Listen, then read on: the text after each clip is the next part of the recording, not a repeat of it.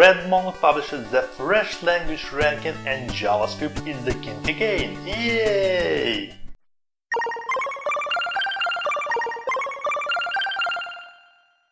Hi, let's talk today about the mobile-first approach, interesting projects on GitHub and ES6 how-to resources.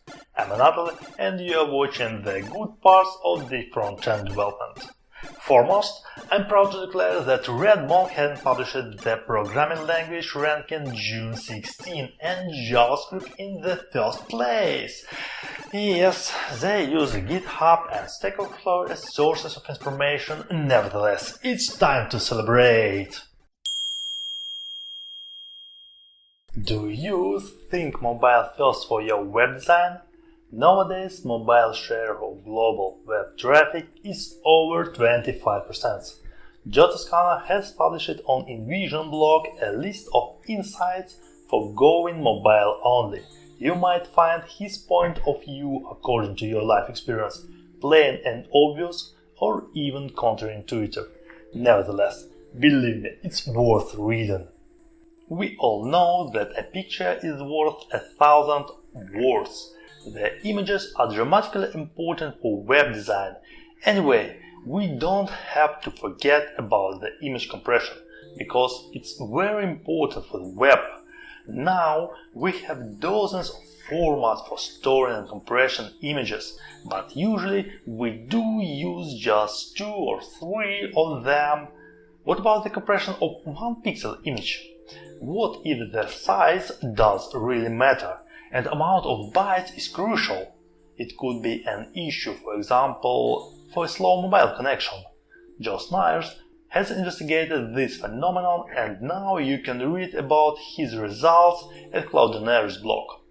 As for me, I've paid attention to an idea about on-fly and broken image replacement and placeholder creation while loading the images.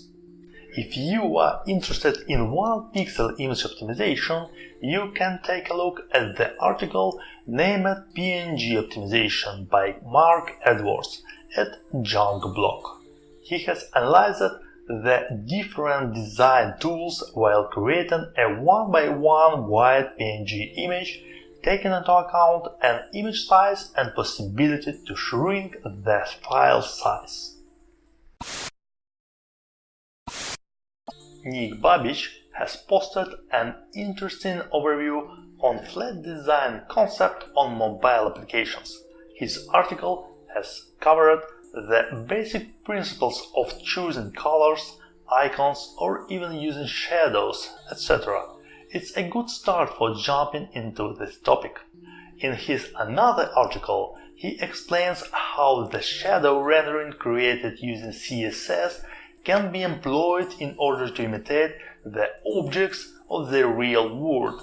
Such shadows nicely indicate elements with which user can interact, making them noticeable to a human being. I believe the success of any application is based solely on their functionality. In its turn, the user interface should only improve the user experience and help the users to utilize the functionality in full. You can read more articles about the mobile UX on babich.biz. ClickJS library formats your content when you're typing. I wish I had this library several years ago, but I have to reinvent this wheel by myself. I suppose you will save certain time of your life without further ado. This super library allows you to validate input characters with just one command line.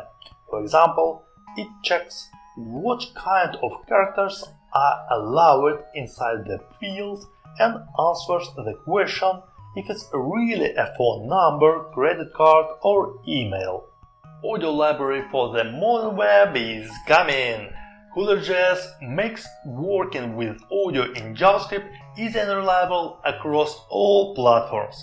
Using it, you will be able to define audio sprites or use fade and loops. It supports different sound formats and caching. it defaults to Web Audio API and falls back to HTML5 audio. Caller library has no external dependencies. I'm definitely going to try it. Have you ever heard that every entity in JavaScript, even a function, defined as an object? I can confirm it is true in almost all cases. On the one hand, it gives you power. On the other hand, it might confuse. If you haven't used any object literal in JavaScript before and got confused with prototypical inheritance, please have a look at a brilliant post by Dmitry Pavlutin. He has described this topic in details before moving to ES 2015 and now. Should a programming language be inconvenient? My answer is unequivocal no. I expected this feature since I came to love JavaScript, because the majority of the programming language are convenient for development and it was very logical to hope for better. Default values, REST parameters, destructor and others. Let me introduce the comprehensive tutorial about arguments and parameters in JavaScript, published in Smashing magazine. As Fazal Kalhani, an author, writes in abstract, you will explore arguments and parameters in detail and see how ECMAScript 6 has upgraded them. Have you seen the ES6 in-depth series on Ponyful? No? What is the difference from others, you might ask? Nicholas Bavakwa has investigated ES6 feature in details, one by one, and has published the results with a lot of examples. Having a good sense of humor, he describes promises, proxies, generators, iterators, and everything else, starting with a brief history of ES6 tooling. Last time I have mentioned an array includes ES7 feature. Today I propose you to look through some of the notes by Axel Rauschmeier on array prototype includes. I strongly recommend you to pay attention to the examples as well as the post's comments, because they elaborate on Axel's topic.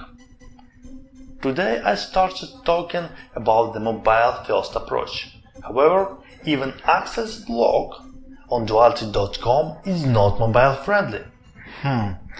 What about your own project? Is it mobile-friendly? Do you really consider the mobile-first concept? It's a good question. This is all for this week. Thanks for watching and stay curious.